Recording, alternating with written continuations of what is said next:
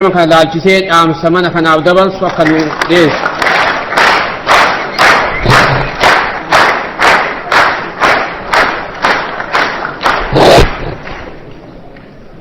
Ulfaadha.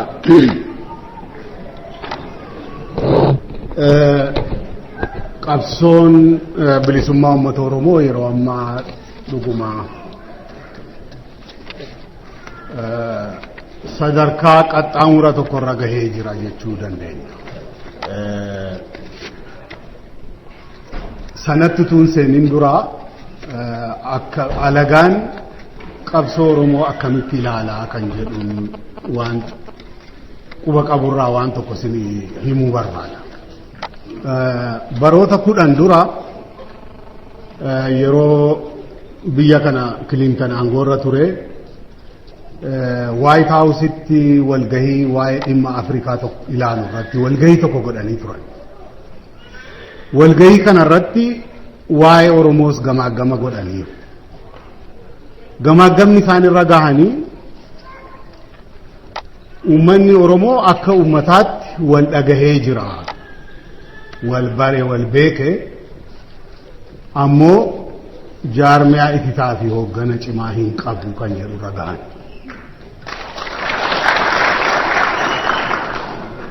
Kun jechuun maalinni akka uummataatti wal hubanne dhugumaa wal bareera namni keenya. Dammaqeeras mirga akka isa barbaachisu mirga isaa argachuu akka qabu mirga isaa argachuufis qabsaa'uu akka qabu. Ammoo meeshaa ittiin qabsaa'u kan inni tolfate sun gahaa kan ta'in addunyaan hubatee jira jechuudha. Kun waanuma mul'aturraa waan gamaagamaniidha jechuudha. Kana nutis waan haallu miti jechuudha. Gariin keenya ijoollummaa irraa eegallee mana barumsaa gaafa turre irraa eegalleetiyyuu qabsoo kanatti seene. Addi bilisummaa Oromoo dhuguma seenaa Oromoo keessatti bakka guddaa qaba.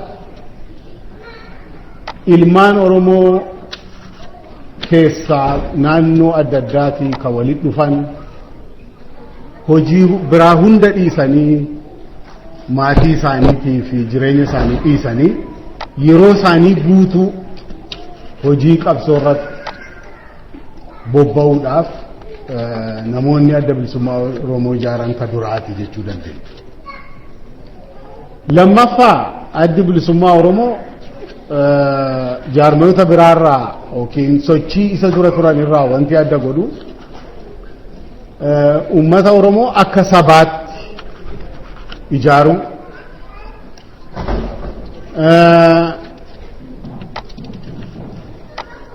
sagantaa politikaa ifaa ta'e itti gochuu tooftaa qabsoos immoo hamma taateefuutti qiyaasuu danda'uu isaati. Egaa waggootii 30 darban kana keessatti injifannoo gurguddaa galmeessee jira addi bilisummaa Oromoo.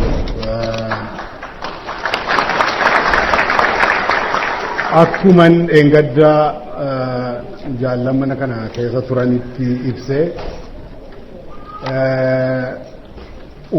sabni Oromoo akka sabaatti dhabamarraa hafee har'a akka saba guddaa ammoo mirga politikaa guutuu hin gonfatin immoo kana gonfachuufis qabsaa'aa jiru tokkotti beekamaadha jechuudha. Addunyaan hundi beekee jira kana.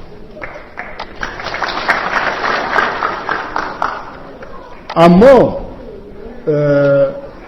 jaarmiyaan kamiyyuu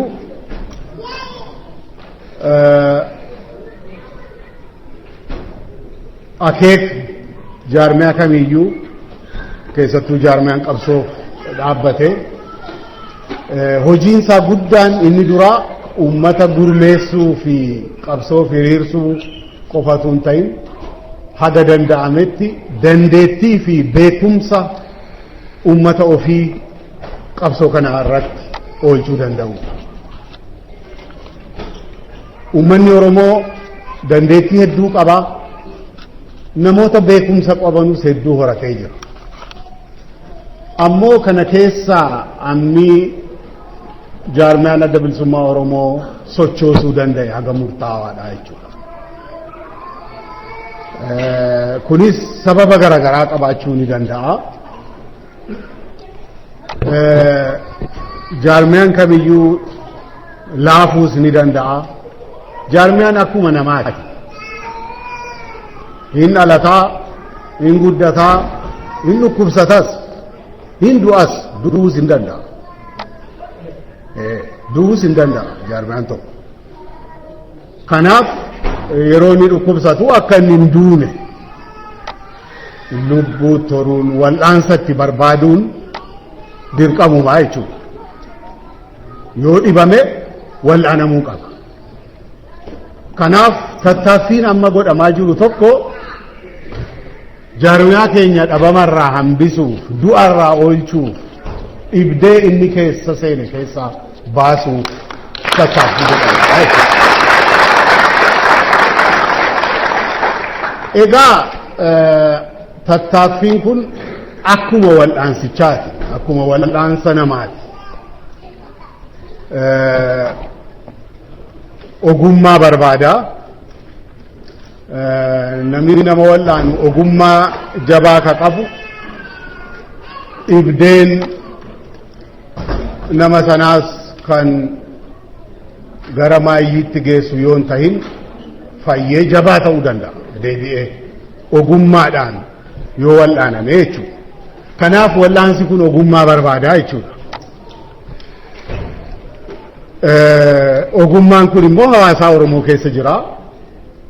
Dandeettii, ogummaa, qabeenya waa hedduu jira. Kana hundaa'u jaarmiyaa kana fayyisuu irratti dhimma itti ba'uu, sochoosuu barbaachisaa jechuudha. Kanaaf keessattuu hawaasaan Oromoo biyya keessa qofa utuu hin ta'in biyya alaas jiru jaarmiyaan kun kan eenyuyyuun kan ummata keenyaati, kan ummataati, mirga ummataatiif ka dhaabbate, mirga ummataatiif ijaarame, qabeenya eenyuyyuu miti. Kanaaf akka qabeenya ofiitti ilaalee ummanni hundinuu keessaa alaan socho'ee wal'aansa barbaachisu kana argatee cimee ummata Oromoo bilisummaadhaan kan gahu akka ta'uu danda'u waan danda'amuun duukaa hiriiruu barbaachisaa jechuudha. Kanaaf ani gabaabaatti wannan jechuu barbaade kana adda bilisummaa Oromoo akka nuyi keessattuu warri ijoollummaa irraa jalqabnee dhaloota isaa irraa jalqabnee keessa turre hedduu nutti jabduudha dhugaatti. Keessattuu namoota waliin jaarmiyaa kana bu'eeressuu irratti qooda fudhannee waliin hiriirree dirree adda addaa irratti nu biraa kufan yaadannaa jechuudha. Ka jirurra jaarmiyaan kun inumaa kasaaniiti. Maaliif isaantu wareegama isa olaanaa isa maayyiitti kafalee jechuudha. Mana kana keessaa namni firoottan akkasitti qabsoo kana irratti wareega olaanaa kafalee kan hin qabne xiqqoo na fakkaata. Kanaaf isaaniif jennee gumaan jaallan qabsoo kana irratti kufanii bilisummaa ummata keenyaati.